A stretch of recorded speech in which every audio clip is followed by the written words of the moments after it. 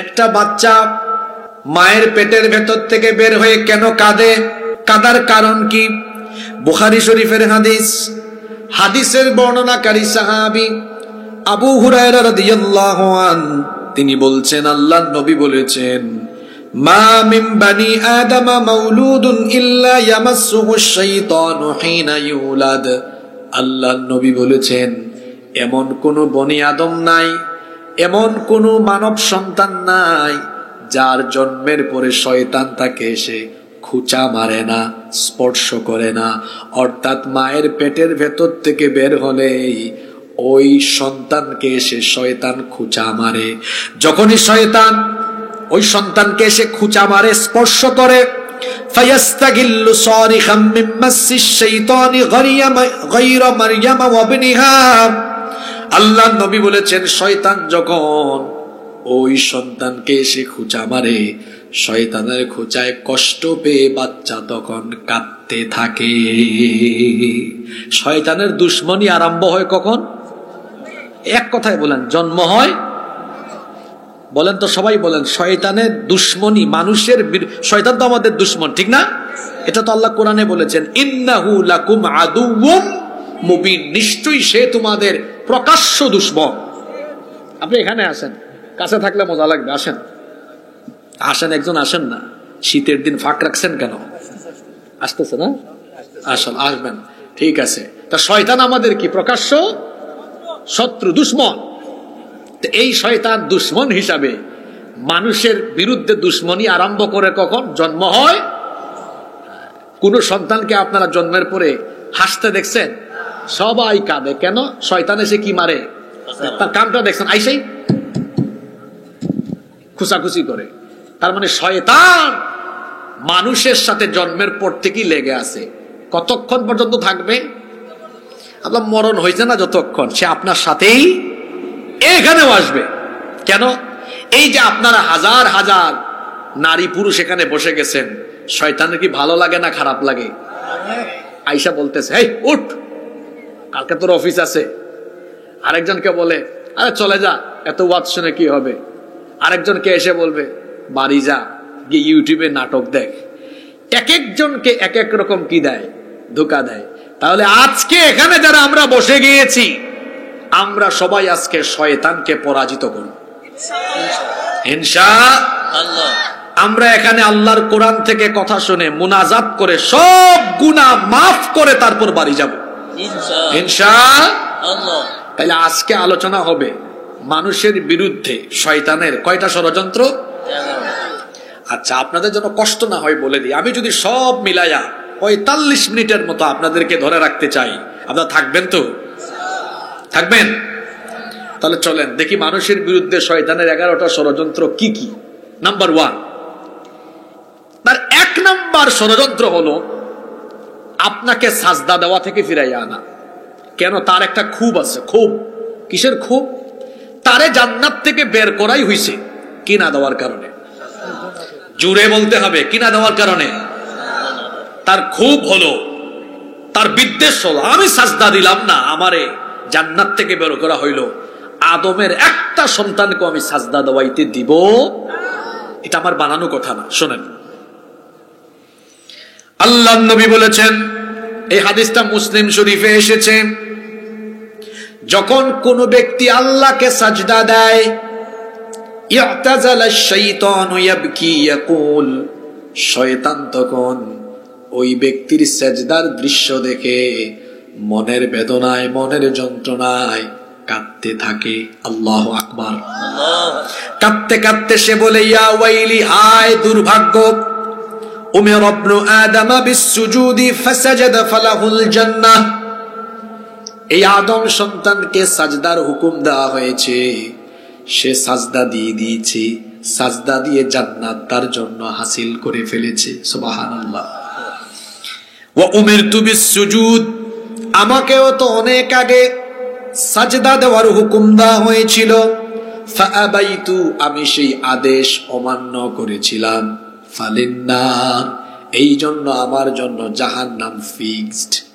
তাহলে বোঝা গেল, মানুষ যখন আল্লাহকে সাজদা দেয়, জুড়ে বলতে হবে, পুরুষ পুরুষের মতো বলেন।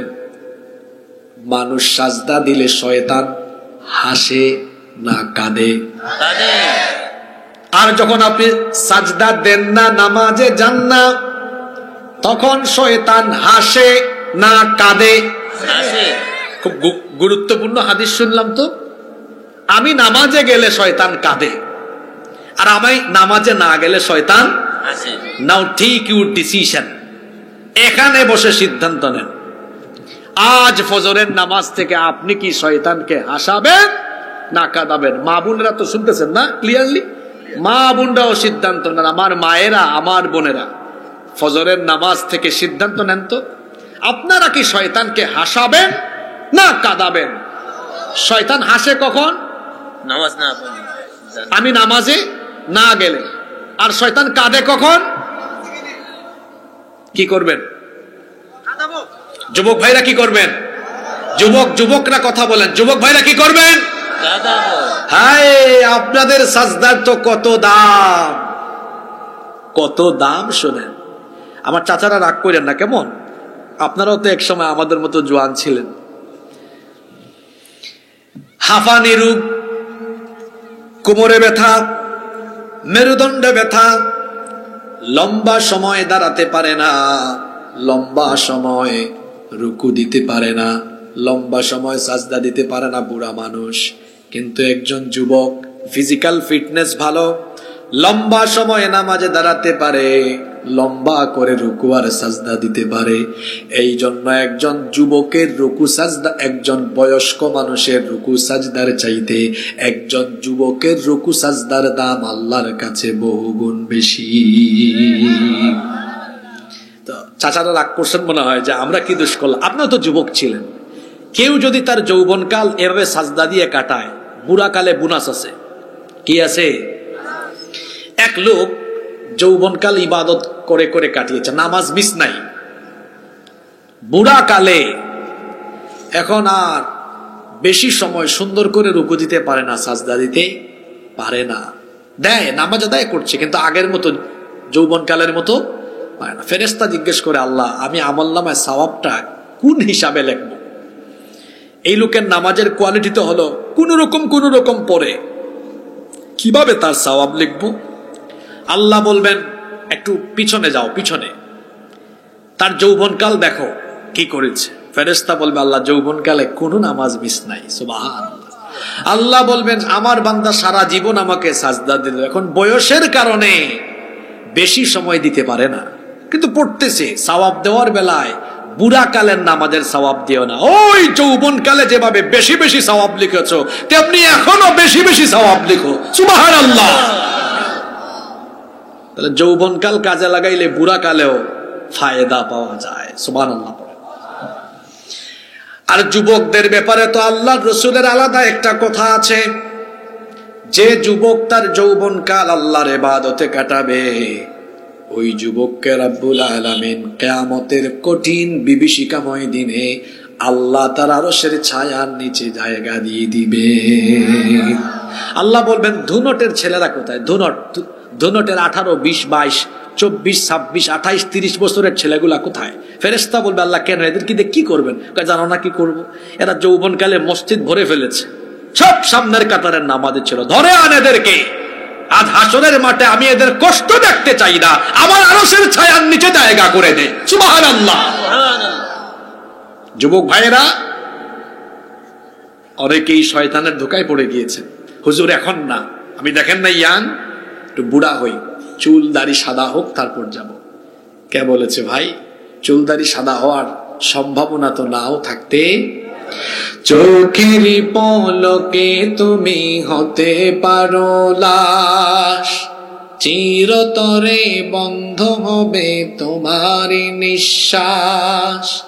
চোখের পলকে তুমি হতে পারো লাশ, চিরতরে বন্ধ হবে তোমার নিঃশ্বাস।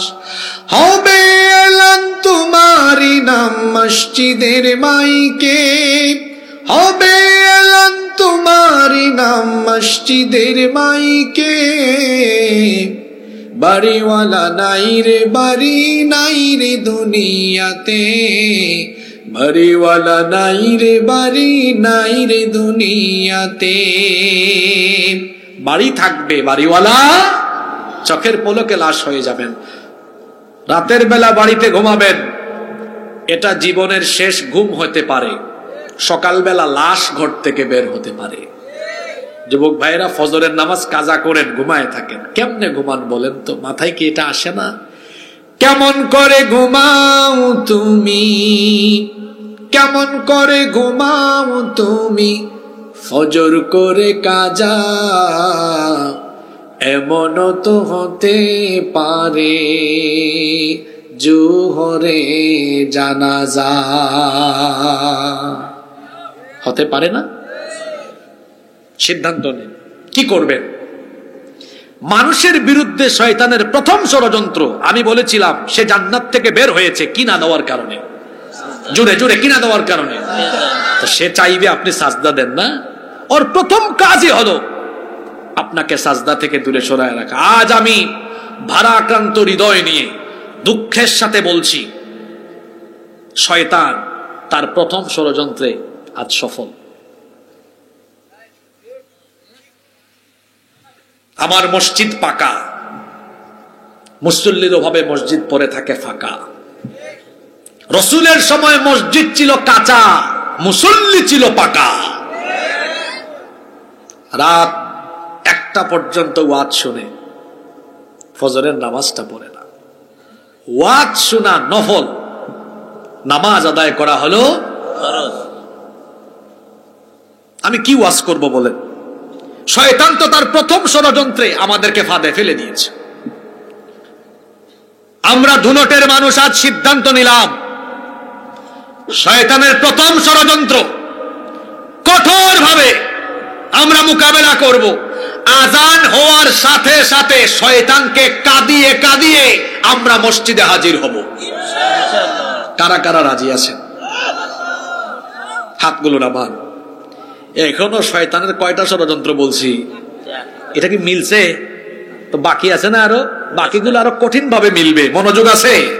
মা বোনরা অপেক্ষায় আছে, আমাদের কথা বিশেষ ভাবে কখন বলবে। আছে, যুবকরাও আছে, যুবকদের জন্য অনেক কথা আজকে আমার আছে ইনশাআল্লাহ।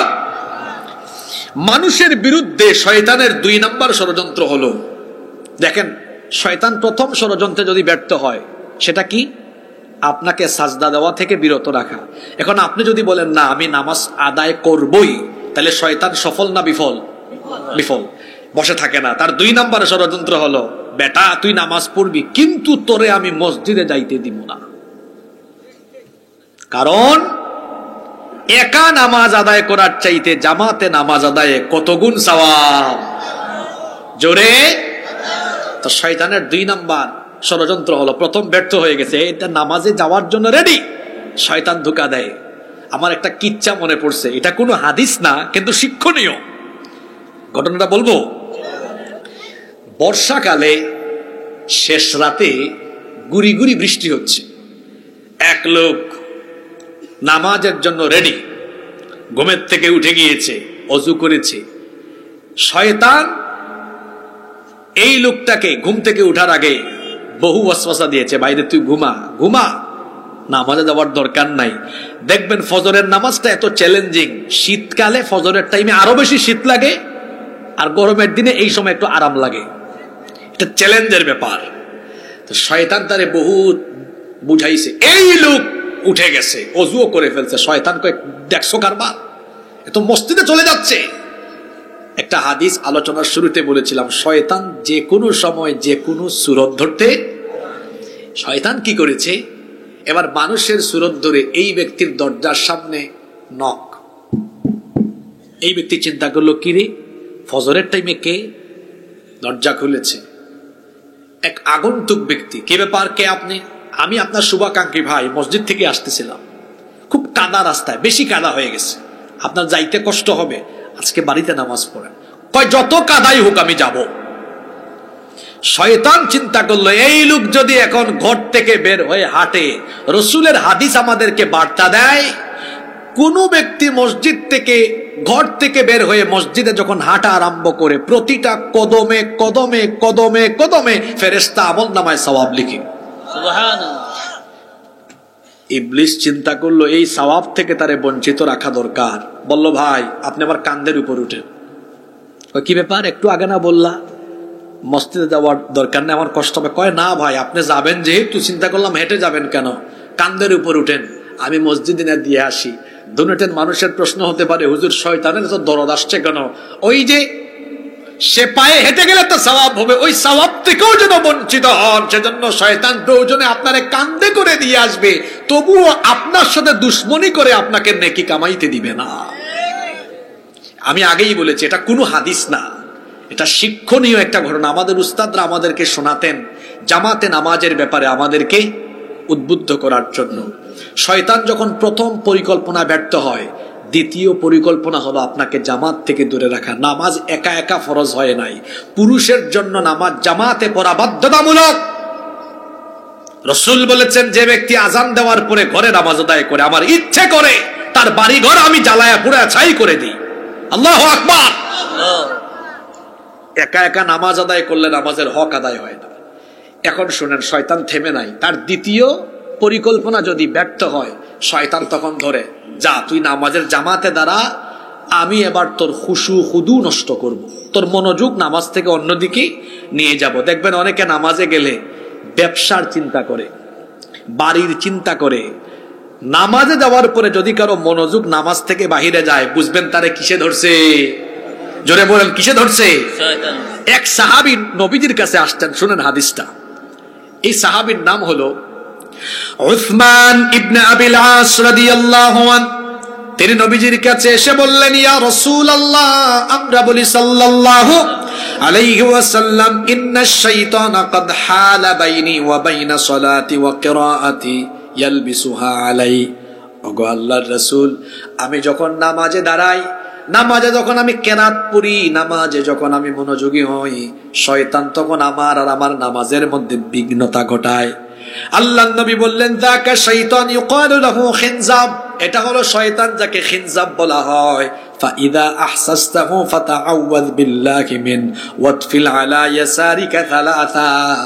আল্লাহর নবী বললেন, যদি নামাজে শয়তান তোমাকে ডিস্টার্ব করে, সঙ্গে সঙ্গে আল্লাহর কাছে পানাহ চাইবা। আর শয়তান থেকে বাঁচার জন্য আমল শিখায় দিলাম, তোমার বাম দিকে 3 বার হালকা করে থুতু ফেলবা। এই হাদিস শুনে আবার আগামীকাল থেকে মসজিদ থুতু দিয়া ভরাই ফেলিয়ে না। এটা একটা আমল, যদি এরকম কখনো হালকা করে। এক লোক রমজান মাসে ওয়াজ শুনতে গেছে মসজিদে, আর হুজুর ওয়াজ করতে গিয়ে একটা হাদিস বলেছেন, আপনাদের জানা আছে হাদিসটা। হাদিসটা কি? হাদিসটা হলো যে রোজাদারের মুখের গন্ধ আল্লাহর কাছে মেশকে আম্বরের চেয়ে পবিত্র। সুবহানাল্লাহ। হাদিস শুনে তো লোকটা চিন্তা করলো, তাই বাড়িতে গিয়ে একটা টুথব্রাশ সব ফেলে দিয়েছে। 4-5 দিন পরে দেখা গেল এই লোক যেখানে মুখ খুলে দুর্গন্ধের কারখানা। মানুষ জিজ্ঞেস করলো, ভাই এই হালত কেন আপনার? আপনি কি ব্রাশ করেন না? কিসের ব্রাশ? পুরা রমজান মাস করব না আমি। লোকজন জিজ্ঞেস করলো, ভাই এত কঠিন সিদ্ধান্ত কেন নিয়েছেন? কয়, গত জুমাবারে হুজুরের ওয়াজ শুনো নাই? হুজুর কি বলছে? হুজুর বলছে, রাসূল বলেছেন রোজাদারের মুখের গন্ধ নাকি আল্লাহর কাছে পবিত্র। লোকজন বলল, ভাই হুজুর হাদিস বললো কি আর তুমি বুঝলা কি? এটা তো দাঁত ব্রাশ না করার কারণে যে দুর্গন্ধ হয় ওইটা না, এটা হলো মানুষ খালি পেটে থাকলে পেটে টক্সিন জাতীয় এক ধরনের গ্যাস জমে, যার কারণে বিকেল বেলা উপবাসে থাকায় একটু হালকা দুর্গন্ধ হতেই পারে। ওইটা মানুষের কাছে বিরক্ত হলেও আল্লাহ এটা পছন্দ করেন। সুবহানাল্লাহ। তাহলে হুজুর বললো কি আর এই লোক বুঝলো কি? তা আমি আজকে হাদিস পড়লাম, এখন কালকে থেকে গিয়ে আপনারা একদম থুতু দিয়া মসজিদ ভরাই ফেলিয়েন না।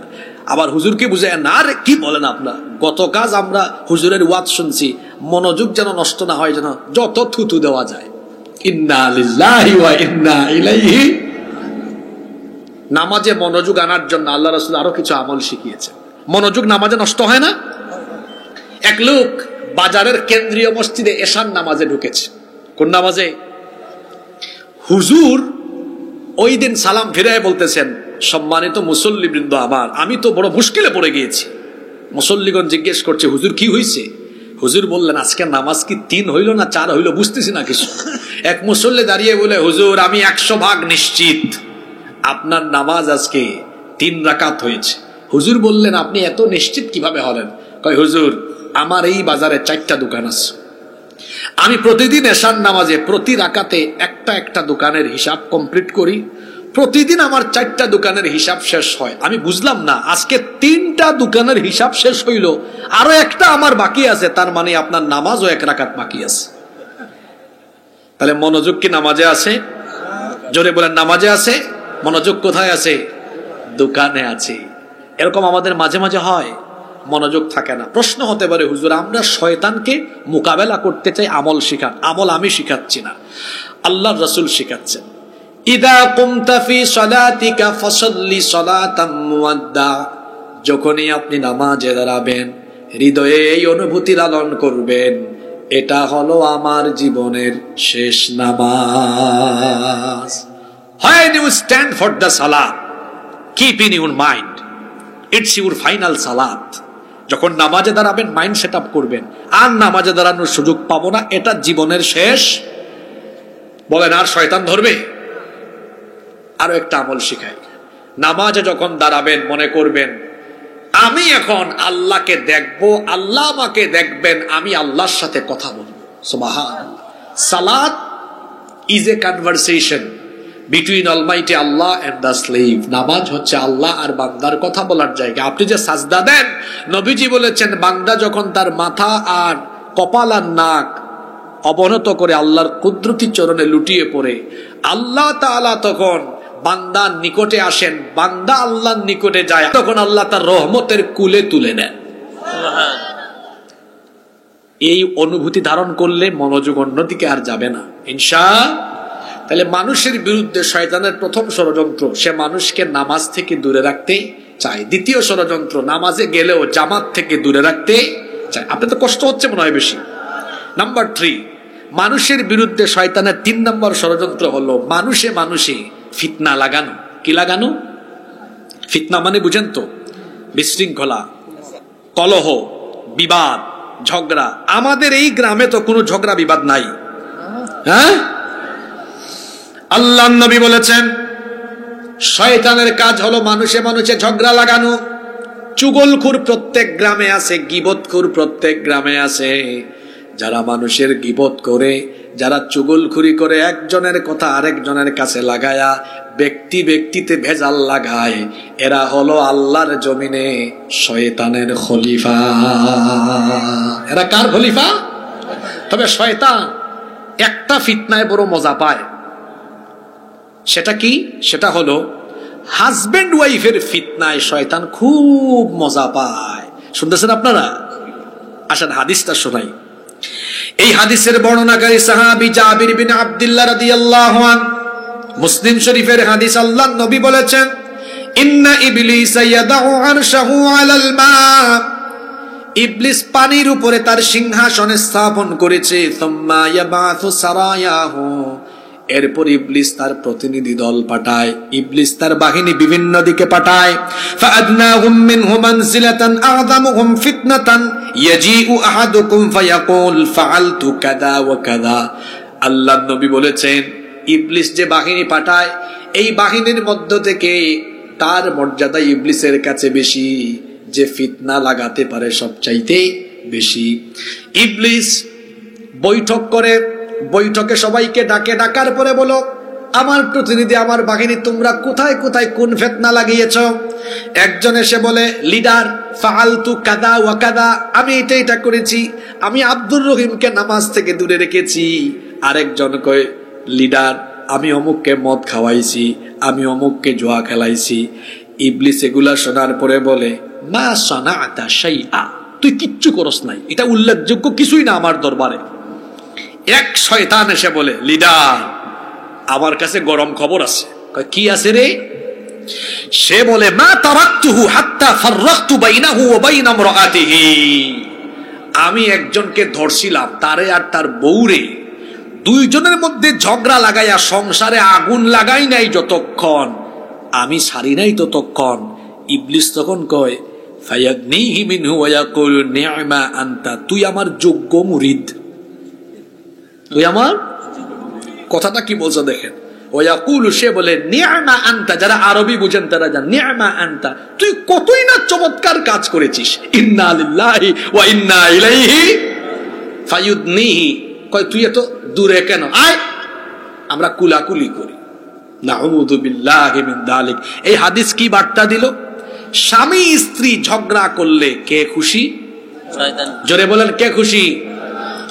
এখানে বহু ভাইয়েরা আছেন বউয়ের সাথে দাসীর মতো আচরণ করেন। খবরদার, স্ত্রীকে সুন্দর নামে ডাকবেন।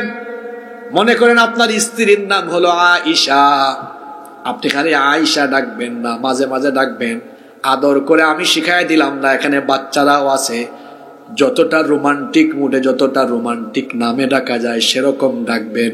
কারণ আমার নবী বিবিদেরকে এইরকম ডাকতেন। আম্মাজান আয়েশা রাদিয়াল্লাহু আনহাকে আয়েশা না ডেকে মাঝে মাঝে ডাকতেন হুমায়রা। হুমায়রা অর্থ কি জানেন? জানেন না? নবীজির ভাষা তো আরবি, বাংলা হইলে তিনি বাংলায় বলতেন, কই গো আমার লাল টুকটুকি বউটা, ওইটার আরবি হলো কি? কথা বলছেন না কেন? বউকে কোনোদিন ডাকছেন এরকম? ডাকে কিরকম জানেন? এই আবুলের মা।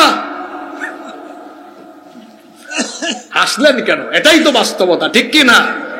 আবুলের মা না বলে বলেন কই গো আমার প্রিয়তমা, এটা বইলা দেখেন না। আসার সময় আয়েশাই আপনারে বলবে প্রিয়তম স্বামী কি লাগবে বলেন না, লাগবেও বলা লাগবে না, কত কিছু রেডি করে রাখবে। আর আমি তো সব সময় বলি, যে ব্যক্তি বউর সাথে খারাপ আচরণ করে এর স্বাস্থ্য খারাপ হবে। আর বউকে যারা ভালোবাসে তাদের চেহারা সুরত ভালো থাকবে। বুঝতে পেরেছেন? বউ টেক কেয়ার করবে। বিবির সাথে খারাপ আচরণ করবেন না, শয়তান খুশি হয়ে যাবে। আর মনে রাখবেন, শয়তান সবচেয়ে বেশি তার ওই সৈন্যকে পছন্দ করে যে সৈন্য হাজবেন্ড ওয়াইফের মধ্যে ভেজাল লাগায়।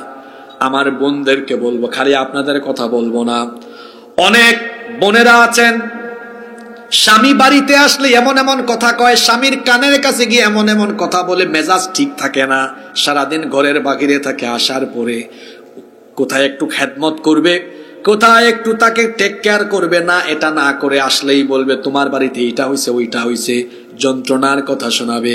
শুনেন, আল্লাহ রসুলের মেয়ে ফাতিমা রাদিয়াল্লাহু আনহা, ওনার স্বামীর নাম হলো আলী রাদিয়াল্লাহু আন।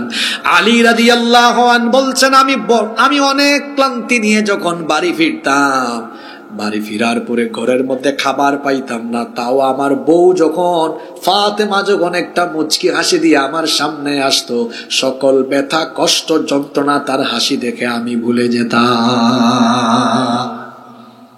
আয়েশাই মুড খারাপ করে হুম করে বসে জামাইয়ের সামনে, হাজবেন্ডের সামনে একটু মুচকি হাসি দেন না, এমন একটা মুড নিয়ে আসেন আপনাকে দেখা মাত্রই যেন তার দুই চক্ষু শীতল হয়ে যায়। সুবহানাল্লাহ। হাজবেন্ড ওয়াইফে ভালোবাসা থাকলে বেজার কে? আপনারা ক্লান্ত হয়ে গেছে, ওয়াজ করি আমি, ক্লান্ত হন আপনারা, তাহলে মুনাজাত দিয়ে দিই। হাজবেন্ড ওয়াইফে বেজাল থাকলে খুশি কে? আল্লাহ তাআলা কোরআনে বলেছেন, ওয়াশিরুহুন্না বিল মারুফ, তোমার বিবির সাথে ভালো আচরণ করো, সৎ ব্যবহার করো, সুন্দর নামে ডাকবেন, শিখাইয়া দিলাম। রোমান্টিক মুডে রাখবেন। বাসায় যাওয়ার সময় বউ যেটা পছন্দ করে সেটা নিয়ে যাবেন। মাঝে মাঝে বাহিরে ঘুরতে নিয়ে যাবেন। আজকে অনেকের বউ পরকিয়া করে, তার কারণ হলো সে তার বউকে সময় দেয় না। বিবির সাথে ভালো আচরণ করে একটা মহব্বতের সম্পর্ক, একটা সুন্দর ভালোবাসার সম্পর্ক তৈরি করেন। কারণ আপনাদের দুজনের ভালোবাসার সম্পর্কের কারণে ঘরের মধ্যে যিনি রহমত বাড়িয়ে দিবেন তিনি কি? যে ঘরে হাজবেন্ড ওয়াইফের সমস্যা আছে, এই ঘরে টাকা পয়সা থাকলেও শান্তি থাকবে না। আর যে ঘরে হাজবেন্ড ওয়াইফে ভালোবাসা আছে, সেই ঘরে টাকা পয়সা না থাকলেও সুখ শান্তির কমতি থাকবে না। তাইলে শয়তানের 3 নম্বর ষড়যন্ত্র হাজবেন্ড ওয়াইফে এবং মানুষে মানুষে কি লাগানো? ফিতনা লাগানো। আল্লাহ আমাদেরকে ফিতনা থেকে হেফাজত করেন। আমি যা বলেছিলাম তাই হবে। আপনাদেরকে 45 বলছিলাম না, আমার কিন্তু আরো 15 আর 4 19 মিনিট বাকি আছে, এরপরে মোনাজাত হবে। আপনারা কি উঠে যাবেন নাকি? 4 নাম্বার দেখেন, আমরা এগিয়ে যাচ্ছি। মানুষের বিরুদ্ধে শয়তানের 4 নাম্বার ষড়যন্ত্র হলো, আমি কিন্তু এখন খুব গুরুত্বপূর্ণ কথা বলবো, মনোযোগ দিবেন। মানুষের বিরুদ্ধে শয়তানের ষড়যন্ত্র হলো 4 নাম্বার, মুসলমানদেরকে দলে দলে বিভক্ত করে রাখা। কি করে রাখা? আমি কিন্তু প্রতিটা পয়েন্টের সাথে হয় কুরআন নয় হাদিস দিয়ে দলিল দিচ্ছি। শুনেন আল্লাহর নবী কি বলেছেন।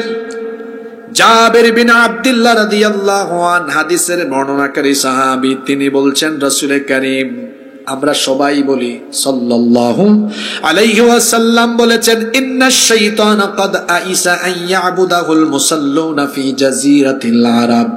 আল্লাহর নবী বলেছেন, আরবে শয়তান মুসল্লিদেরকে দিয়ে আর তার গোলামি করাতে পারবে না, এই জন্য শয়তান হতাশ। কিন্তু ওয়ালাকিন ফিত তাহরিশি বাইনাহুম, তোমাদের মধ্যে দলভেদ বিভক্তির ব্যাপারে শয়তান আশা ছাড়ে নাই। অর্থাৎ শয়তান আশায় আছে, শয়তান আশা করে বসে আছে তোমাদেরকে দলে দলে ভাগ করে দিয়ে বিভক্ত রাখবে। দুঃখ ভারাক্রান্ত হৃদয় নিয়ে বলছি, আপনাদের কথা পরে আজ শয়তান আমাদের হুজুরদের বিরুদ্ধেও সফল। দেখেন না আমাদের মধ্যে কয় দল। আমি ভাবছিলাম কি জানেন, ৩৬ জুলাইয়ের পরে আমি ভাবছি জনগণ ঠিক হোক আর না হোক, এবার হুজুর ঠিক হয়ে যাবে। হেই বাপরে বাপ, যে কারবার দেখতেছি এখন আমি বলতে বাধ্য হচ্ছি, পাল্লায় ব্যাং রাখা যেমন কঠিন, হুজুরদেরকে এক টেবিলে বসানো এরকম কঠিন। বাংলাদেশে হিংসা কার ভিতরে বেশি জানেন? হুজুরদের ভিতরে। আমি স্কুলের ছাত্র ছিলাম, আপনাদেরকে এটা বলছিলাম কিনা জানি না, বলছিলাম না? আমি স্কুলের ছাত্র। আমার বাবা আমাকে, আমার 14 গোষ্ঠীতে কোনো আলেম নাই, ইউনিভার্সিটি পড়ুয়া, জেনারেল ব্যাকগ্রাউন্ডের সব। আমার বাবা আমাকে স্কুল থেকে ধরে মাদ্রাসায় নিয়ে আসছেন। তা আলহামদুলিল্লাহ, মাদ্রাসায় আসার পরে আমি কোনোদিনও খারাপ রেজাল্ট করি নাই। আমার মাস্টার ডিগ্রি পর্যন্ত সব A+ এবং আমি গোল্ড মেডেলিস্টও ছিলাম আলহামদুলিল্লাহ। তো আমি স্কুল থেকে মাদ্রাসায় আসার পরে তারপরে না দেখলাম এখানে কি যে যন্ত্রণা। হুজুরে হুজুরে এত দ্বন্দ্ব। আওয়ামী লীগ আর বিএনপি দুইজন দুই দল করলেও চুপি চুপি দেখা হইলে একজন আরেকজনের সাথে হাত মিলে যাওয়ার অন্তত যাবে।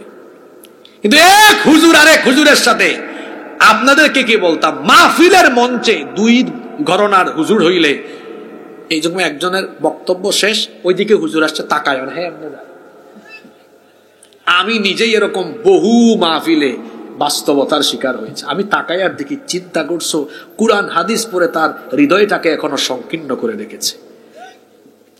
যিনি কওমি মাদ্রাসায় পড়েছেন তিনি আমার ভাই, যিনি আলিয়া মাদ্রাসায় পড়েছেন তিনি আমার ভাই, যিনি জামাতে ইসলামী করেন, যিনি হেফাজতে ইসলাম করেন, যিনি জমিয়ত করেন, যিনি খেলাফত করেন, যিনি চরমুনাই করেন, সবাই আমার ভাই। ইসলামের বৃহৎ স্বার্থে এবং কুরআনের রাজ কায়েমে আমি কারো বিরুদ্ধে অবস্থান নিব না, সবাই আমরা একসাথে থাকবো। কিন্তু না, এক হইতে পারে না। আমিও বলে দিয়েছি, আগামীতে আরো শক্ত মাইর খাবেন, শক্ত মাইর খাবেন।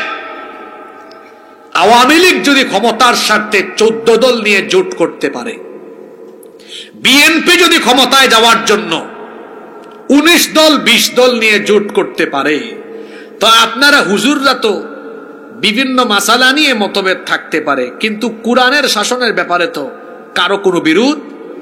তো এই বিষয়টাকে সামনে রেখে আপনারা তো ঐক্যবদ্ধ হতে পারতেন। আজ আমি বগুড়া থেকে বলে গেলাম, যতদিন পর্যন্ত এরা ঐক্যবদ্ধ হবে না, ততদিন পর্যন্ত বাতিলদের মার খেতে খেতে এদের কোমর ভাঙবে, মেরুদণ্ড ভাঙবে। আর কে খুশি হবে? বলেন, কে খুশি হবে? আমি তো হাদিস বললাম, মুসলমানদেরকে আলাদা আলাদা রাখা এটা কার কাজ? শয়তানের কাজ। আপনাদের সবার হাতে হাতে একটা লাঠি দিলে ভাঙতে পারবেন না? একটা। আরে বগুড়ার মানুষ কি এখানে খাবার দাবার, এখানে টাটকা টাটকা টাটকা আলু, টাটকা সবজি, শক্তি বেশি তো, একটা পাইলে একদম ঠাস করে ভেঙে ফেলবেন। 100টা লাঠি দিলে ভাঙতে পারবেন? কুতানি শুরু হবে, পারবে না। এ দুটো উদাহরণ কেন দিয়েছি? দলে দলে বিভক্ত থাকলে ইসলাম বিরোধীরা যাদেরকে যখন ধরবে একদম মেরুদণ্ড ভাঙ্গা দিবে। 100টা লাঠি যেমন ভাঙ্গা যায় না, তেমনি সব হুজুর আর সব ইসলামিস্টরা একসাথে থাকলে গ্রেফতার করা, জেলে ঢুকানো বহুত পরে ইসলামের বিরুদ্ধে জবান খুলে কথা বলার সাহস এই বাংলাদেশে কারো হবে না।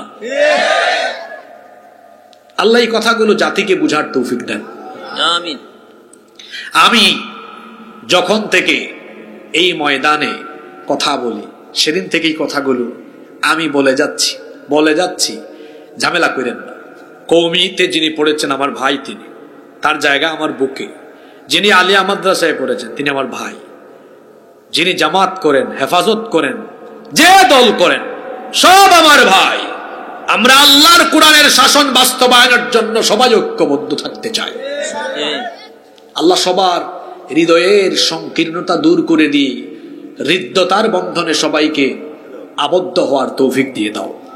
আপনাদের মনে বেশি কষ্ট হয়ে যাচ্ছে। নাম্বার 5, মানুষের বিরুদ্ধে শয়তানের 5 নাম্বার ষড়যন্ত্র হলো, এটা বড় মারাত্মক পয়েন্ট, সুন্দরকে অসুন্দর, অসুন্দরকে সুন্দর বানিয়ে মানুষের সামনে উপস্থাপন করা। দেখি তো কথাটা কে শুনছেন? সুন্দরকে অসুন্দর আর অসুন্দরকে কিরকম? শুনেন, উদাহরণ দিই।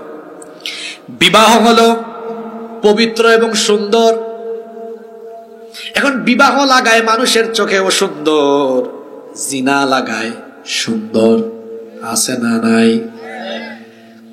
তারপরে দেখবেন বউ, সেটা হলো আপনার জন্য হালাল, তার দিকে তাকালে দেখেন ইসলাম কত সুন্দর।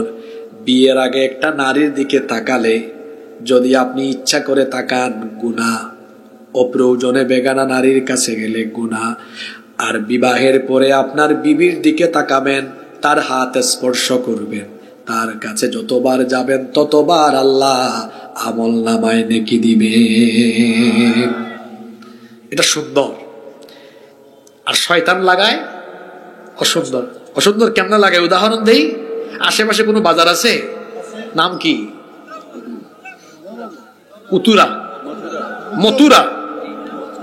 মথুরাপুর। মাখরাজ ঠিক আছে আমার? মথুরাপুর। আচ্ছা, এক ভাই, এই গ্রামে বাড়ি খাদুলি, তো বাজারে কাপড়ের দোকান, তো বউ ভালো, দুপুরবেলা ফোন দিয়েছে, কি গো খেয়েছো?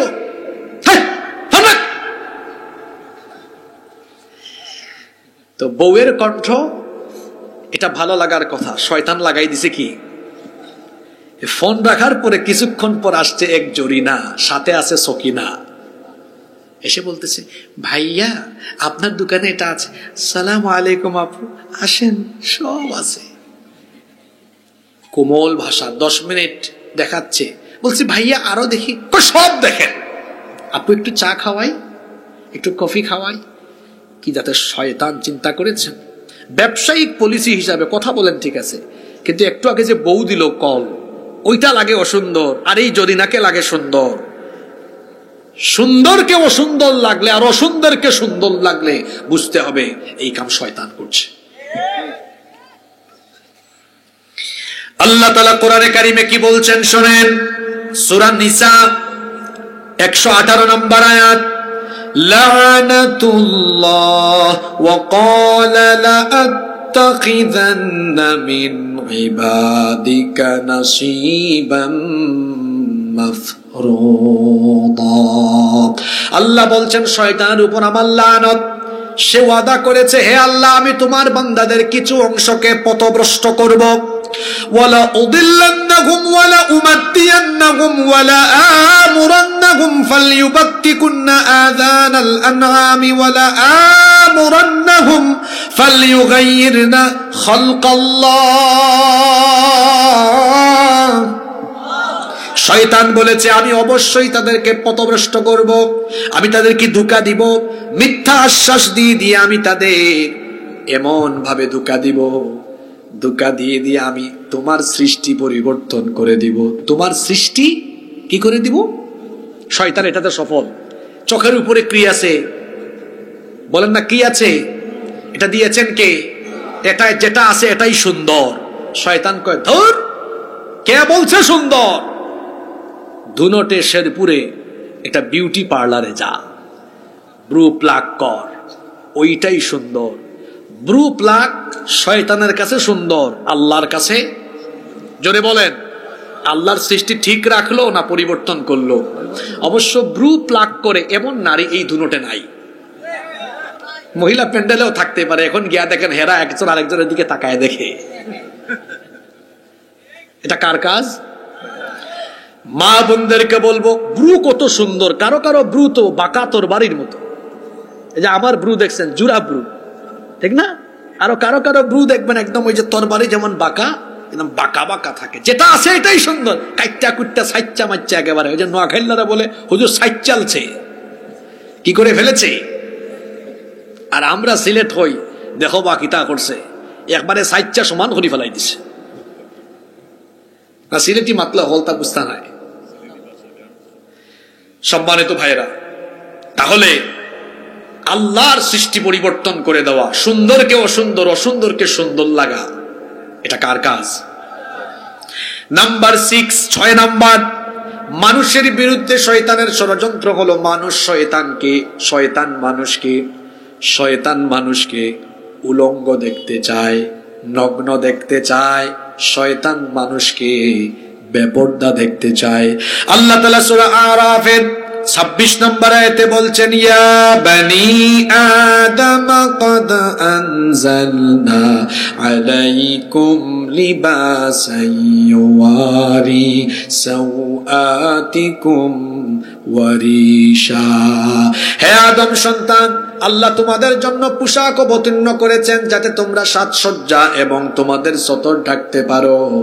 খবরদার, আল্লাহ যে নীতিমালা দিয়েছেন এই নীতিমালার বাইরে গিয়ে তোমরা যেন শয়তানের ধোঁকায় না পড়ো।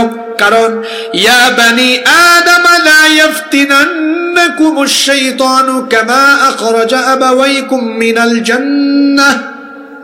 সাবধান, শয়তান তোমাদের পিতামাতাকে যেমন ফিতনায় ফেলে জাহান্নাম থেকে বের করেছিল, তোমাদেরকেও যেন সেভাবে ফিতনায় না ফেলে। আমাদের বাপ মা দুজনকে শয়তান কিভাবে ফিতনায় ফেলেছিল?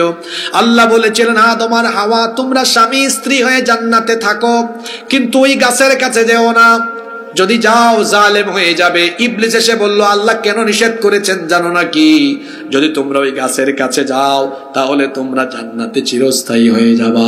ইবলিস ধোঁকা দিয়ে ওই গাছের কাছে যখন নিয়ে গেল, তখন তাদের দুইজনের শরীর থেকে কাপড় খুলে পড়ে গেল। ইবলিস তাদের দুজনকে দুজনের লজ্জাস্থান দেখিয়ে দিল। তখন তারা জান্নাতের গাছের পাতা দিয়ে লজ্জাস্থান ঢাকা আরম্ভ করলেন। আল্লাহ বললেন, কি ব্যাপার, তোমাদেরকে কি ওই গাছের কাছে যেতে নিষেধ করি নাই? এই ঘটনাটা এই জন্য শোনালাম, শয়তান আমাদেরকে কাপড় পরিহিত অবস্থায় দেখতে চায় না উলঙ্গ দেখতে চায়। ইউরোপ আমেরিকায় শয়তান সফল, একদম উলঙ্গ করে ছেড়ে দিয়েছে সবাইকে। এখন সেই পশ্চিমা আর ভারতীয় সংস্কৃতি আমার দেশে প্রবেশ করছে। আজ নারী কাপড় শর্ট করতে করতে, হায় হায় হায়, কোন দিন যে একেবারে শর্ট করে ফেলে আমরা বড় দুশ্চিন্তায় আছি। আর পুরুষের অবস্থা, এত পর্দা করতেছে, লুঙ্গি পায়জামা প্যান্ট একদম ক্যাটস জুতার নিচে নামায় দিয়েছে। আমি এরকম একজনকে পায়া বললাম, ভাই আপনাকে কি এলাকার মানুষ এই এলাকার ঝাড়ুদারের দায়িত্ব দিয়েছে? তাই হুজুর আপনি ফাইজলামি করেন? না না না না, ফাইজলামি করবো কেন? আপনি তাকায় দেখেন, আপনি যখন হাঁটেন আপনার লুঙ্গি একদম সব ময়লা সাফ করে। ওই ব্যক্তির দিকে কিয়ামতের দিন আল্লাহ তাকাবেন না, তার সঙ্গে আল্লাহ কথা বলবেন না, তাকে আল্লাহ পবিত্র করবেন না, এমনকি তাকে আল্লাহ জাহান্নাম থেকেও মুক্তি দিবেন না। সাহাবীরা বললেন, নবী গো, সেই ব্যক্তি কোন ব্যক্তি? নবীজি বললেন, যে ব্যক্তি টাকনোর নিচে কাপড় ঝুলাইয়া হাঁটে। খবরদার, টাকনুর নিচে কাপড় পরিধান। অনেক যুবকেরা আছে হাফ প্যান্ট পরে রাস্তায় ঘুরে। আমার ভাইয়েরা, বেলাজ বেশরম হয়ে হাফ প্যান্ট পরে রাস্তায় ঘুরবেন না, বরং হাঁটুর নিচে কাপড় থাকা এটা পুরুষের সতর। আপনি ভদ্রভাবে শালীনভাবে চলাফেরা করবেন। মা বোনদেরকে বলবো, পাখি ড্রেস এটা তো বহু আগের ড্রেস। এরপরে লেটেস্ট কি কি জানিয়ে আসছে, দেবদা কি বলে ভুলে গেলাম না, লেহেঙ্গা না, আমার এই মুহূর্তে নাম আসতেছে না মনে। পত্র পত্রিকা এগুলো দেখি, প্লাজো না রে ভাই, লেটেস্ট কিছু ড্রেস আসছে, এগুলা মহিলারা বলতে পারবে। কি কি ড্রেস আসছে, আরে বাপরে বাপ, হাত দেখা যায়, পেট দেখা যায়, পিঠ দেখা যায়। খবরদার আমার মা বোনেরা, বেপরদা হয়ে ঘর থেকে বের হবেন না। আপনার এই সুন্দর চামড়া দিয়েছেন কে? আপনি কি জানেন এই চামড়ার জবান কিয়ামতে খুলে দিবেন কে? এটা আমার কথা নয়, শুনেন আল্লাহ কি বলছেন। আল্লাহ তাআলা বলছেন, শাহিদা আলাইহিম সামউহুম ওয়া আবসারুহুম ওয়া জুলুদুহুম বিমা কানু ইয়ামালুন। সেদিন মানুষের চোখ সাক্ষী দিবে, আল্লাহ এই বান্দা এই বান্দি চক্ষু দিয়ে আজে বাজে জিনিস দেখেছে, কান দিয়ে এই বাজে জিনিস শুনেছে, চামড়া কথা বলবে, আল্লাহ তোমার এই বান্দি তার এই চামড়া পর পুরুষকে দেখিয়েছে। তখন তারা বলবে, কোরআনের আয়াত, ওয়াকালু লিজুলুদিহিম, তারা চামড়াকে জিজ্ঞেস করবে, লিমা শাহিদতুম আলাইনা, তুমি কেন আমার বিরুদ্ধে কথা বলো? শীতের দিনে আমি তোমাকে কত লোশন লাগালাম, ওয়াটার গ্লিসারিন মাখলাম, গোসলের সময় শাওয়ার জেল ব্যবহার করলাম, এত যত্ন নিলাম, তুমি কেন আমার বিরুদ্ধে কথা বলো? চামড়া তখন রিপ্লাই করবে, আনতাকানাল্লাহুল্লাযী আনতাকা কুল্লা শাই, সেই বাক শক্তিদাতা আল্লাহ আজ আমার জবান খুলে দিয়েছেন, যাতে দুনিয়ায় তোমার সকল আকাম কুকাম যা করেছো সব যেন আমি আল্লাহর কাছে আজকে বলে দিতে পারি। আটা ময়দা মাখে, আশকারা মাস্কারা হাবিজাবি কি কি জানি মাখে, মাইকা বের হয়। আর যুবকদেরকে বলছি, তোমরাও আটা ময়দা দেখা পাগল হয়ে যাও, জেনুইনও বুঝো না, ফেসবুকে দেখে পাগল হয়ে যায়। ইউটিউবে ফেসবুকে অনেক মানুষকে দেখতে অনেক সুন্দর লাগে, বাস্তবে আসলে বোঝা যায়। আছে না এরকম? দেখবেন টিভিতে অনেক মানুষকে সুন্দর দেখা যায়, বাস্তবে আসার পরে কেমন জানে দেখা যায়। আছে না এরকম বহু মানুষ? আছে। তো যুবকরা অনেক সময় ফেসবুকে টিকটকে অনেক মেয়েদের আইডি দেখে তারপরে নক করা আরম্ভ করে। বাস্তবে যাকে যেভাবে দেখো, সরি ভার্চুয়াল জগতে যাকে জাগাবে দেখো যুবক ভাইয়েরা, বাস্তবে ওরকম নাও হতে। মেয়েদের পিছনে ঘুরঘুর করো না, আমি যুবকদেরকে বলে যাই, মেয়েদের পিছনে ঘুরঘুর করো না, নিজের চরিত্র আর ক্যারিয়ার ঠিক করো। সুন্দরী সুন্দরী জরিনা সকিনার বাপ তোমার পিছে ঘুরবে তার মেয়ে তোমার কাছে বিয়ে দেওয়ার জন্য। তুমি কেন ইতরের মতো অসভ্যের মতো ঘুরবা?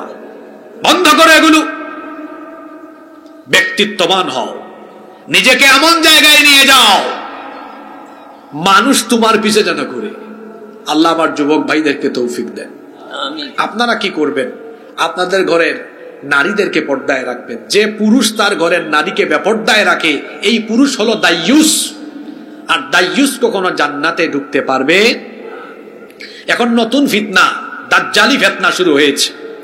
এতদিন ছিল ফুড ব্লগ, ট্রাভেল ব্লগ, এখন কাপল ব্লগ। আর অনেক মেয়েরা এখন টিকটক করছে, অনেক মেয়েরা এখন কন্টেন্ট ক্রিয়েট করছে, অনেকে ব্যবসাও করছে।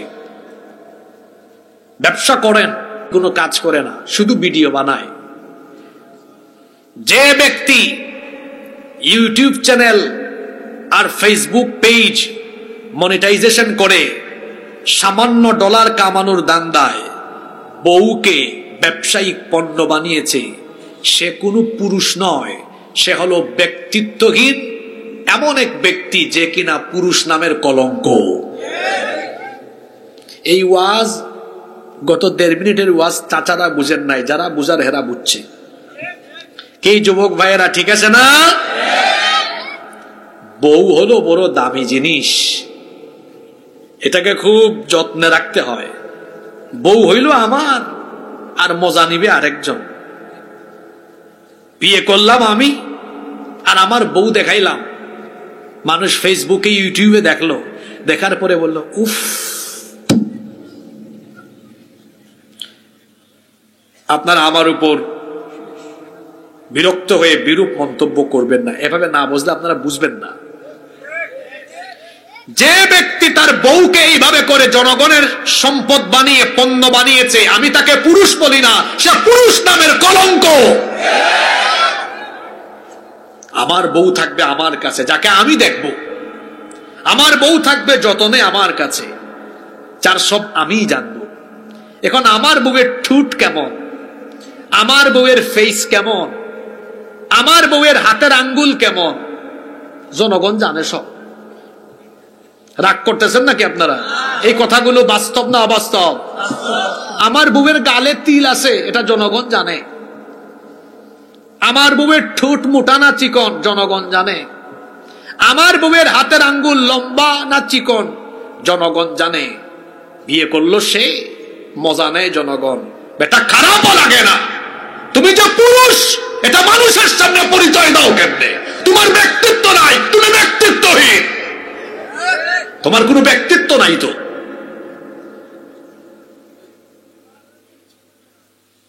কিরকম এক ফিতনাজনক পরিবেশে আমরা পড়লাম। এখানে অবিবাহিত প্রত্যেকটি ছেলে সিদ্ধান্ত নাও, তোমার বউ মূল্যবান সম্পদ থাকবে তোমার কাছে, বউকে তোমার কাছে, শুধু তোমার কাছেই থাকবে, জনগণের কাছে যেন না যায়। আমার বউ বের হবে, পর্দা করে বের হবে। জামাই ঠিক থাকলে বুঝি, বউ আবার পর্দা করে না, বউয়ের ঘরের বউ। আমি যদি বলি তুমি পর্দা না করে বের হতে পারবা না, আপনি ইসলাম মানবেন, সংসারে শান্তি থাকবে।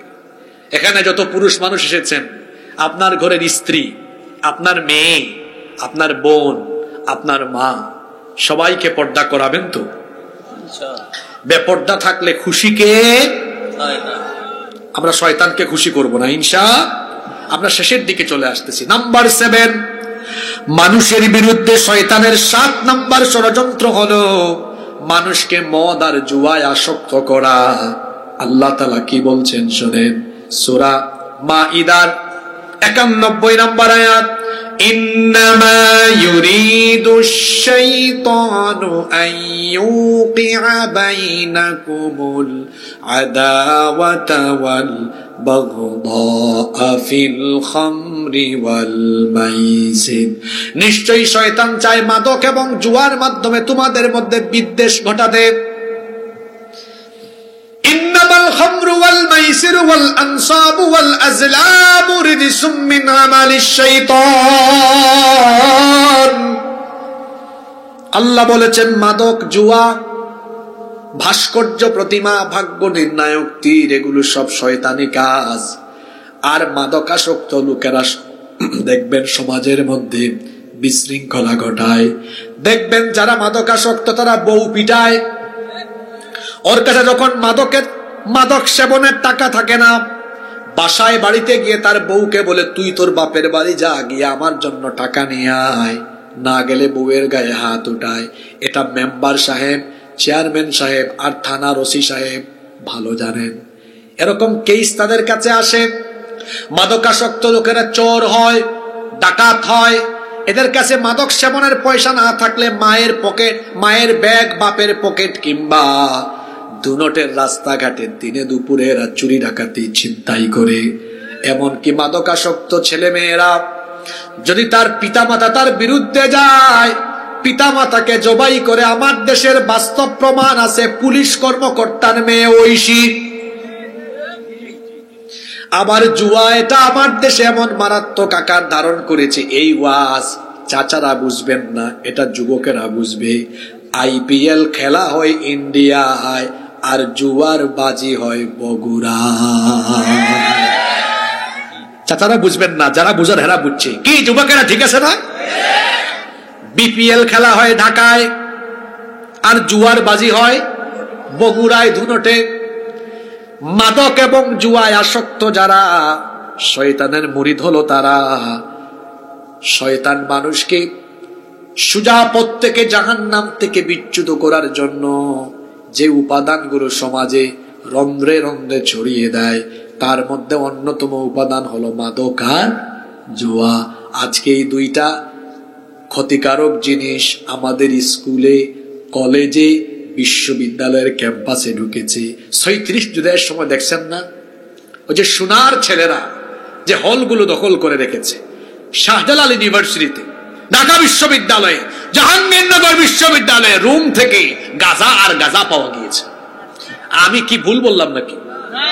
টেলিভিশনে দেখেন না আপনারা? মাদক ছাত্রদের ক্যারিয়ার শেষ করে দিচ্ছে, অনেক মানুষের চরিত্র শেষ করে দিচ্ছে।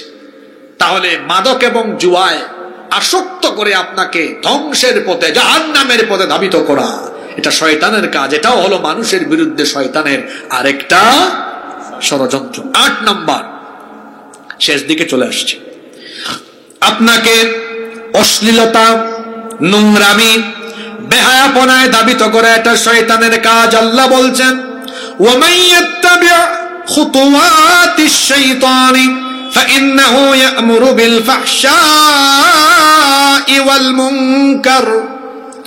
নিশ্চয়ই শয়তান তোমাদেরকে ফাহিশা, মন্দ, খারাপ কাজ, অশ্লীল কাজের ব্যাপারে আদেশ দেয়।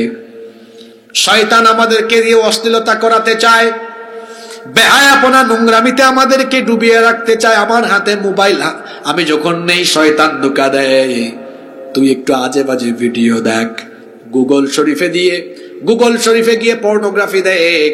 এই যে আজে বাজে চিন্তা মাথায় শয়তান আনলো। আপনি হয়তো ভাবছেন আমি একটু দেখি না, অসুবিধা কি? আপনি এটা দেখবেন, কেউ যদি নাও দেখে, কেউ যদি নাও জানে, কিন্তু যিনি জানেন এবং যিনি সব দেখছেন, তিনি কে? আজ অশ্লীলতাকে রাষ্ট্রীয় ভাবে প্রমোট করা হচ্ছে। ভাবছিলাম যে ৩৬ জুলাইয়ের পরে, ৫ আগস্টের পরে নতুন বাংলাদেশে অপসংস্কৃতি হয়তো আমরা আস্তে আস্তে দেখবো যে এটা ডিলিট হয়ে গেছে। আওয়ামী লীগের আমাদেরও সত্য কথা বলেছি, এখনো বলবো, যেখানে যেখানে যা দেখবো বলবো। 2টা ছাত্র যে উপদেষ্টা হলো, এই আসিফ মাহমুদ আর আরেকজন নাহিদ ইসলাম, তারা মুস্তফা সরওয়ার ফারুকির বানানো ছবি দেখতে গিয়েছে। দেখার পরে আসিফ বলতেছে, সাংস্কৃতিক ভাবে আমাদের ফারুকি ভাই অনেক লড়াই চালিয়ে গিয়েছে, তোমাদের বয়স কম, তা আমাদের চেয়েও বয়স কম। আলেম ওলামা এবং যারা দেশ জাতি নিয়ে চিন্তা করেন, তাদের সংস্পর্শে থাকো। প্রথম আলো আর ডেইলি স্টারের মাল যারা,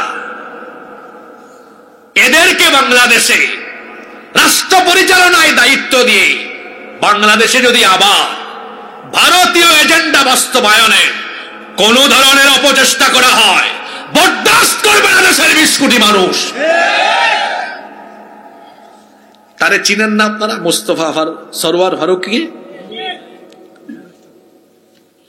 আমি আর বেশি কিছু বললাম না। আমি আশা করব আসিফ, নাহিদ দুইজনেই বিষয়টা বুঝবে, এবং আরো যারা আছেন।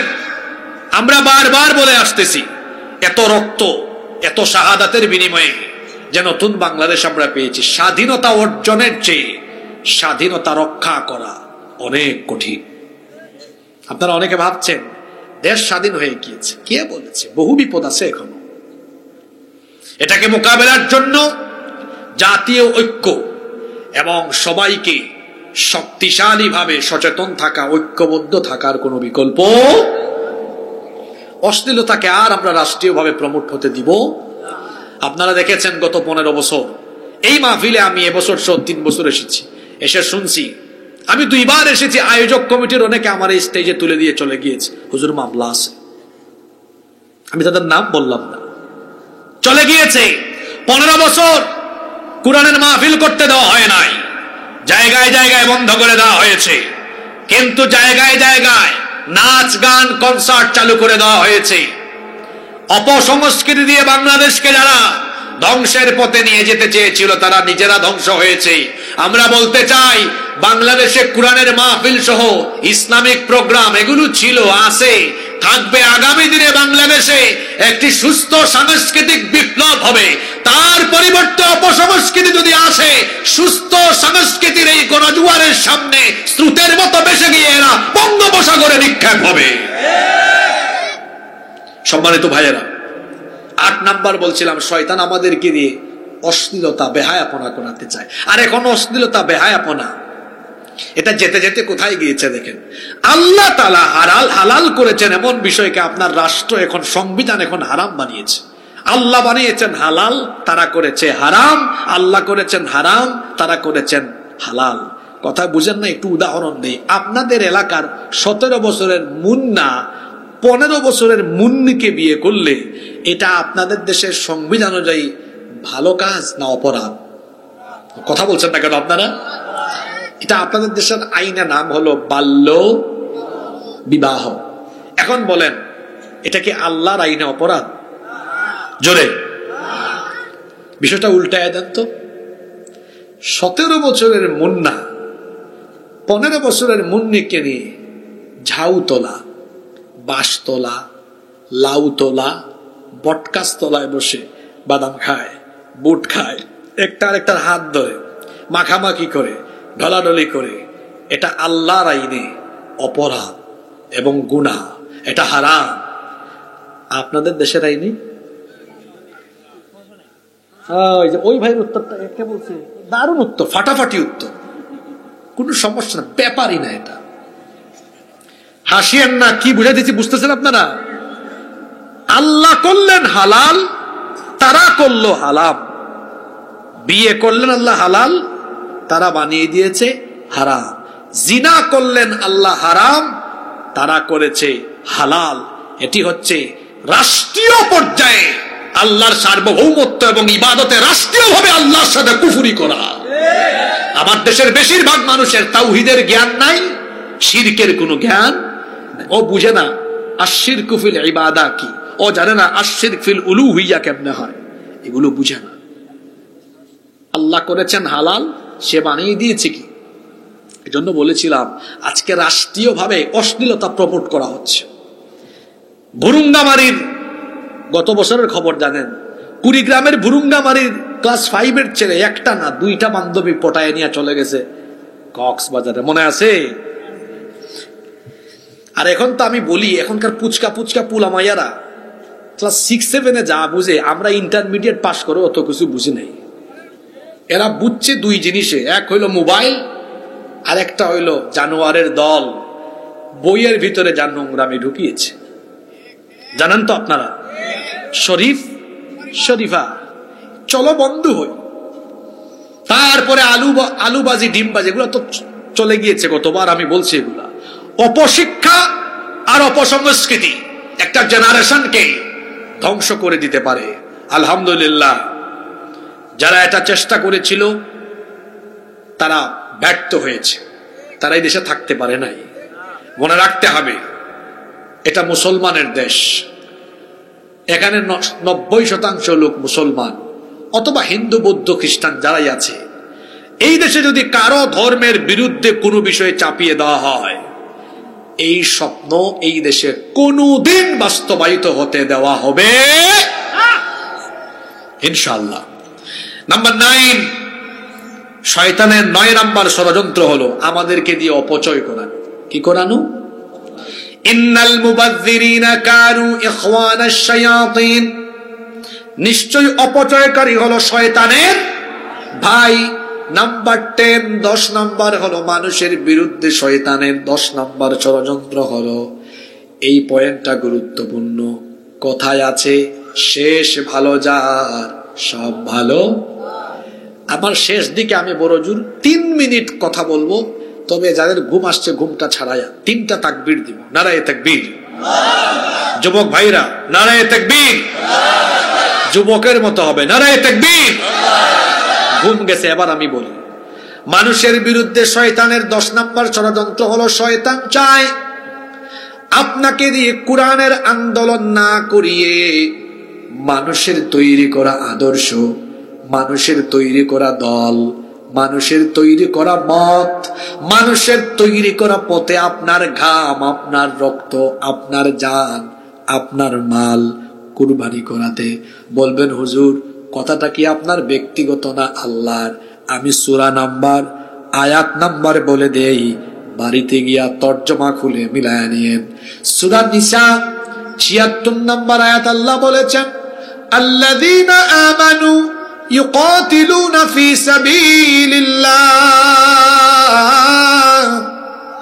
ঈমানদার তারা আল্লাহর পথে লড়াই করে যারা, অর্থাৎ আল্লাহর পথে লড়াই করে আল্লাহর হুকুমত প্রতিষ্ঠার জন্য কাজ করে যারা, ঈমানদার হলো তারা। আমরা বললাম আল্লাহ তাহলে বেঈমান কারা, কাফির কারা? আল্লাহ বললেন ওয়াল্লাযীনা কাফারু ইউকাতিলুনা ফি সাবিলিত তাগুত, যারা নাফরমান এরা লড়াই করে তাগুতের পথে, এরা রক্ত, ঘাম, টাকা পয়সা, জানমাল সব খরচ করে তাগুতের পথে। প্রশ্ন হলো হুজুর তাগুত কারা? তাগুত হলো ব্যাপক অর্থবোধক একটি শব্দ। কেউ যদি বলে হুজুর কুরআন দিয়ে এক বাক্যে বুঝায় দেন, তাহলে এক বাক্যে বলবো আল্লাহর আইন প্রতিষ্ঠার বিরুদ্ধে অবস্থান নেয় যারা, তাগুত হলো তারা।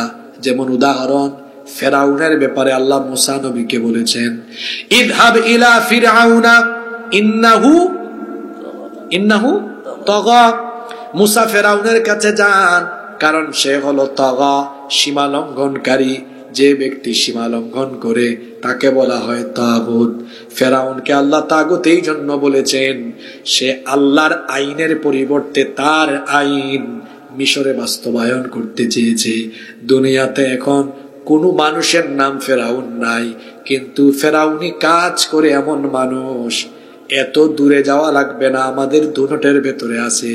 বলবেন হুজুর আছে যে এদেরকে চিনবো কেমনে, চিনবেন কেমনে? এটাও বুঝায় দেই। আপনাদের মসজিদে ইমাম সাহেব হুজুর যদি বলেন আমাদের এই মসজিদ চলবে আল্লাহর কোরআনের আইনে, সভাপতি, সেক্রেটারি, ক্যাশিয়ার সব মুসল্লি বলবে হুজুর আমরা একমত, রাজি আছি। হুজুর খুশি হয়ে যদি পরের পয়েন্টে বলেন যে আল্লাহর আইনে মসজিদ চলবে, সে আল্লাহর আইনে সমাজ চলবে, দেশ চলবে, এই কথা বলার পরে দেখবেন মসজিদের ভেতরে থাকা বহু আবুল কালাম আর আব্দুল সালামের চেহারা তখন কালো হয়ে গিয়েছে। তাহলে আল্লাহর জমিনে আল্লাহর আইন প্রতিষ্ঠা হোক এটা চায় না যারা, আল্লাহর জমিনে শয়তানের খলিফা হলো তারা। কথা বুঝতেছেন তো? বুঝে শুনে মিছিল দিয়ে দেখুন, বুঝে শুনে মিছিল দিয়ে। আমি কথা আর বাড়ালাম না, বললে কষ্ট পাওয়া যাবে না, আমি কষ্ট দিতে চাই না, শুধু এতটুকু বললাম বুঝে শুনে মিছিল দিয়ে। আল্লাহর আইন প্রতিষ্ঠার পরিবর্তে আমি এভাবে উদাহরণ দিই, আমরা এই তিনজন, উনার এক দল, উনার এক দল, এই দুই দল। উনি আছেন উনার বাপদাদার আদর্শ নিয়া, উনি আছেন নতুন দল বানাইয়া নতুন আদর্শ দিয়া, আর আমি বললাম আমার কোনো নিজের আইন নাই, কোরআন আমার আদর্শ। যে ব্যক্তি কোরআনের আদর্শ বাদ দিয়ে অন্য গ্রুপের সাথে যুক্ত হবে, ফেরাউন আর নমরুদ, আবু জাহাল, আবু লাহাব, উতবা, সাইবারা, তারা যেভাবে যে পরিচয়ে পৃথিবী থেকে গিয়েছে, এরাও ঠিক একইভাবে এই পরিচয়ে পৃথিবী থেকে যাওয়া লাগবে। ফেরাউন ফেরাউন কেন হয়েছে, নমরুদ নমরুদ কেন হয়েছে, আবু জাহাল, আবু লাহাব, উতবা, সাইবা এরা এমন হয়েছে কেন? কারণ এরা আল্লাহর জমিনে আল্লাহর আইন প্রতিষ্ঠা হোক এটা তারা চায়। আপনারা চান কিনা? সবাই চান তো? সবাই সাথে থাকবেন তো? তাহলে হাত নামান। এবার বলে দেই দেখি, ৭১ থেকে নিয়ে ২০২৪ আমরা বাংলাদেশে গণতন্ত্র দেখেছি, স্বৈরতন্ত্র দেখেছি, জুলুমতন্ত্র দেখেছি। বাংলাদেশে আমরা ইসলাম তন্ত্র দেখি নাই, কুরআন তন্ত্র দেখি নাই। এবার বাংলাদেশে একবার চলেন না কুরআন তন্ত্র দেখি, ইসলাম তন্ত্র দেখি। এই কুরআনকে শুধু ওয়াজ মাহফিলের মঞ্চে আর মসজিদের মিম্বরে নয়, এটাকে যদি আমরা পার্লামেন্ট, সেক্রেটারিয়েট, বঙ্গভবন পর্যন্ত নিয়ে যেতে পারি। চুরি, ডাকাতি, দুর্নীতি, লুটপাট সবকিছুর মহোৎসব বন্ধ হয়ে গিয়ে বাংলাদেশ একটি আদর্শ সুখী, সমৃদ্ধশালী, কল্যাণ রাষ্ট্রে পরিণত হবে ইনশাআল্লাহ। এজন্য সবাইকে যার যার জায়গা থেকে কোরআনের শাসনের জন্য একতাবদ্ধ হয়ে কাজ করতে হবে। সবাই রাজি আছেন? 11 এবং সর্বশেষ পয়েন্ট হলো মানুষের বিরুদ্ধে শয়তানের 11 নম্বর ষড়যন্ত্র। শয়তান সব সময় মানুষকে কোনো না কোনো ফন্দি, কোনো না কোনো ওয়াসওয়াসা দিয়ে আপনাকে ভালো কাজ থেকে দূরে রাখতে চায়। এজন্য তো আল্লাহ বলেছেন আল্লাযী ইউওয়াসউইসু ফি সুদুরিন নাস। এজন্য ওয়াসওয়াসা শয়তান দিলে, যে কোনো চিন্তা মাথায় আসলে ইস্তিআযা করবেন আউযু বিল্লাহি মিনাশ শাইতানির রাজীম। আজকে মানুষের বিরুদ্ধে শয়তানের কয়টা ষড়যন্ত্রের কথা বললাম? জোরে বলেন কয়টা? দেখি তো মনে রাখছেন কিনা। 1 নাম্বার ষড়যন্ত্র আপনাদেরকে কি থেকে দূরে রাখা? সাজদা, নামাজ থেকে। নামাজ আদায় করবেন তো? 2 নামাজের জামাত থেকে দূরে রাখা। তারপর 3 নাম্বার কি বলেছি? ফিতনা লাগানো। কোন ফিতনায় শয়তান মজা পায়? বিবাহিত ভাইরা বউকে আদর করবেন, ভালোবাসবেন, না ঝামেলা করবেন? ভালোবাসেন, ঠিক আছে। 4 নাম্বার শয়তান মানুষকে মুসলমানে কি করতে চায়? বিভক্ত করতে চায়। তারপরে 5 নাম্বার সুন্দরকে অসুন্দর, অসুন্দরকে সুন্দর বানিয়ে উপস্থাপন করে। 6 নাম্বার উলঙ্গপনা, নগ্নতা ছড়িয়ে দিতে চায়। 7 নাম্বার মাদকার জুয়ার প্রসার ঘটিয়ে দিতে চায়। 8 নাম্বার অশ্লীলতা প্রমোট করতে চায়। 9 নাম্বার অপচয় করাতে চায়। 10 নাম্বার ইকামতে দিনের পরিবর্তে মানুষের তৈরি করা আইন প্রতিষ্ঠা করাতে চায়।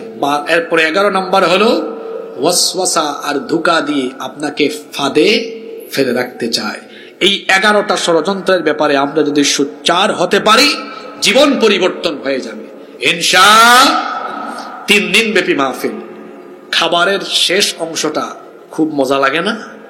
ঠিক তেমনি ভাবে একটা অনুষ্ঠানের শেষ অংশ মুনাজাত, এটাতে মজা আছে। হতে পারে এটাই আমাদের জীবনের শেষ মুনাজাত। আমরা আমাদের গুনার জন্য কান্নাকাটি করে, আমাদের আব্বা আম্মার জন্য দোয়া করে গুনাহ মাফ করি এখান থেকে আজকে উঠবো ইনশাআল্লাহ। আলোর পথে 24 24 ঘন্টা শুধু ইসলাম প্রচার।